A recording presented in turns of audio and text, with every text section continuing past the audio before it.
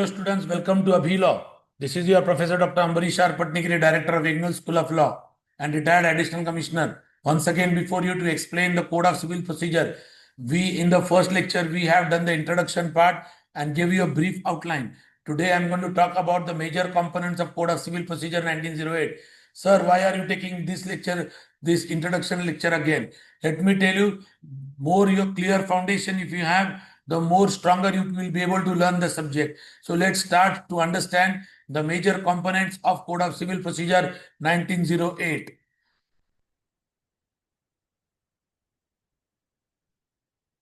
Now, in major components, we are dividing CPC in different parts. Part number 1, General Principles. General Principles starts from section 1 to 35B. My dear beloved students, if you are attending this lecture, please see that you have a CPC book along with you. I am not telling to have any other commentary book, but take the barrack. And in that barrack, you need to write General Principles, section 1 to 35B are part 1. So, section 1 talks about application and extent. I am only writing the important sections. Section 9 talks about jurisdiction of civil courts to try suits and civil nature unless bad. Section 15 to 20 talks about pecuniary, territorial, and subject matter jurisdiction rules. Section 33 to 35B talks about judgment, decrease, cost, compensatory cost for previous litigation. So, I have divided this CPC into different parts. Part number 1, we spoke about general principle. It starts from section number 1 to 35B. In this, we have certain important section like section 1, section 9, section 15 to 20, section 33 to 35B. Now let's go to part number 2. Part number 2 is execution part. Section 36 to 74. It governs enforcement of decrees, orders, attachments, sale, arrest. All these orders are given from section 36 to 74. Now, out of which section 51 and 60 are the most important sections. Modes of execution, property liable for attachment. Then we'll go to part number 3. It is called incidental proceedings from section 75 to 78. It is regarding commission for evidence, scientific examination or local inspection. Then part number 4, suits in particular cases, section 79, 88. Suit by or against government, municipal corporations, minors, or for public nuisance, interpleader suit, section 88. So remember, we have divided CPC into different parts. Part number 1 was general principle. Part number 2 was execution. Part number 3 was incidental proceedings. And part number 4, suits of special in particular cases. Part number 5, special proceedings, section 89 to 93.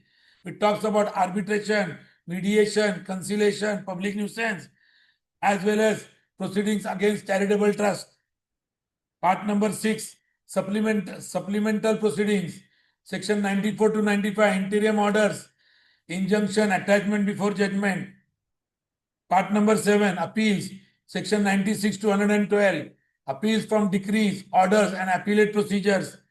Part number 8, reference, review, revision, which starts from section 113 to 115. It talks about reference to High Court, review of judgment, revision of jurisdictional errors. Then part number 9, special provisions for High Courts, original and appellate jurisdiction of High Court. Part number 10, rules, section 121 to 131. High Court power to make rules for procedure. Part number 11, miscellaneous, which starts from section 132 to 158. It talks about inherent powers of court under section 151, exemption related to women from arrest and restitution. So these are the major important parts of CPC. So we have divided CPC into 11 parts. Again, I will repeat for a brief. Remember, part number 1, general principle, section 1 to 35B. Part number 2, execution, 36 to 74. Part number 3, incidental proceedings, section 75 to 78. Part number 4, suits in particular cases, section 79 to 88. Then part number 5, special proceedings, 89 to 93. Part number 6, supplemental proceedings, section 94 to 95. Part number 7 talks about appeal, 96 to 112 section. Part number 8, reference, review and revision, section 113 to 115. And part number 9, special provisions for the High Court, section 116 to 120. Part number 10, rules, section 121 to 131. Part number 11, miscellaneous part, section 132 to 158. These are I have divided CPC into 11 parts. Now, let's understand orders. There are total 51 orders. Order 1 to 10 talks about pleading, parties, summons, appearance, issues, and evidence. Order 11 to 20 talks about discovery, inspection, admission, trial, and judgment. Order 21 talks about execution of decrees, orders.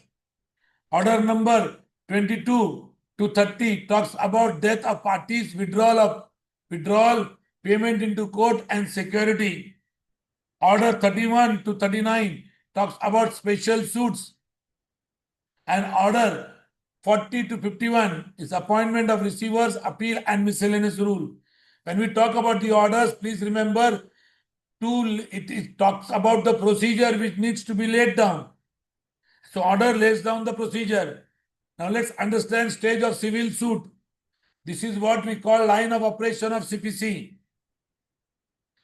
The first is institution of suit, filing a plaint, which is given by the order number 7 by plaintiff, detailing the fact, cause of action, relief sought, payment of court fees. Payment, how much court fees you need to pay, is dealt with Court Fees Act 1870. Court verifies the jurisdiction, section 15 to 20. This is the first part, institution of suit. Once the suit is instituted and the court verifies its jurisdiction, then the court issues a summons. Court issues summons order 5 to the defendant to appear and respond. Then the third stage is defendant's response. The defendant has to file his written statement. In very few times we will talk about, when we talk about written statement, I will say WS, which is mentioned in order number 8. And he has to put his defense, then set off or counter claims within 30 days, which can be extended to 90 days. Pleading and framing of issues as per order number 6. This is the fourth stage. Parties can exchange pleadings, plaint and written statement. Court frames issues based on the disputed fact of law. Disputed of fact and law. Order number 14. This is the fourth stage. Let's go to the fifth stage. Discovery and inspection. Parties exchange documents as per order number 9 and may seek order number 11 and may seek interrogatory or admissions as per order number 12. Then the sixth stage is evidence and trial. So plaintiff and defendant present oral evidences. Written examination, witness examination takes place. Cross-examination takes place. Argument takes place. It is based on order number 18 and 19. Judgment and decree. Court delivers judgment. Order number 20. Issues decree. Execution. Stage number 8. Once the judgment and decree is delivered by the court, its execution takes place. Winning party applies for execution. Order number 21. Then next stage is appeals, review and revision. Appeals to higher court. Order number 41. Section 96 to 112. Review by the same court for errors. Section 114. Order number 47. Revision by higher court for jurisdictional issues. Section 115. So we have divided the stages of civil suit into 9 stages. Let's understand. Institution of suit, issuance of summons, then defendant's respondent, then pleading and framing of issues, Discovery and inspection, stage number 5. Evidence, taking evidence and trial is stage number 6. Delivering judgment and decree, stage number 7. Executing the decree or judgment, stage number 8. Then appeal, review and revision, stage number 9. So I've covered the broad outline of CPC. So once an institutional suit is been plaint has been given in the court of civil suit, then the civil law comes into motion and CPC gives a broad outline. So I've given the stages of CPC in 9 stages. Let's understand the key principles. Last lecture also, I have explained certain key principles. The same key principles I am repeating again because these are very important key principles which you need to understand. Number 1 is jurisdiction. One of the key principles. Without jurisdiction, court cannot take cognizance in civil matters. So the civil matter jurisdiction is very, very important. So section 9, 15, 20, these are the sections of jurisdiction. So pecuniary jurisdiction, section 115, that is based on the value of suit. Territorial jurisdiction, where the property is located, where the defendant resides, or where the location of the cause of action has taken place.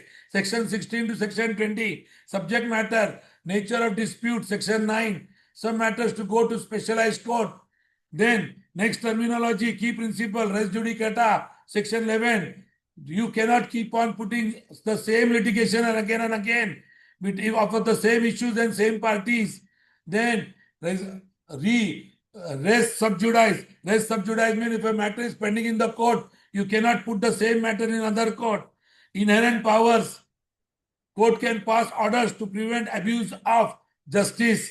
Then interim relief, which is called temporary injunctions. Order number 39. Then attachment before judgment. Order number 38. These are the very, very important principles. Cost 35, 35A, 35B to award, to compensate or deter previous litigations. Alternative dispute resolution, section 89, which encourages mediation, arbitration or conciliation. The fourth aspect, major component is special suit and procedure. Summary suit, order number 37. Then interpreter suit, section 88, order number 35. Third party intervention, representative suits, order 1, rule 8, filed on the behalf of a group with common interest. Suits by indigent person, order number 38. Order number 33. For those who are unable to pay the court fees. Suits involving minors, order number 32, which can be filed through guardians or next friends. What are the laws which CPC interacts? What the most important law, Limitation Act 1963. It talks about time to limit on filing suits. Then, what about the court fees? We need to pay the court fees. How it is decided? It is decided by Court Fees Act 1870 or Suit Valuation Act 1887. Then, certain laws which can be overridden by specialized law like Arbitration and Conciliation Act, Consumer Protection Act 2019. With this, we have concluded the major component of Code of Civil Procedure. So the CPC 1908 is the cornerstone of India's civil justice system, providing a comprehensive procedural framework for resolving dispute. It is structured approach from institution to execution, ensure fairness while adapting to modern needs through amendment. Despite challenges like delay takes place, it remains still critical for upholding civil rights and obligation.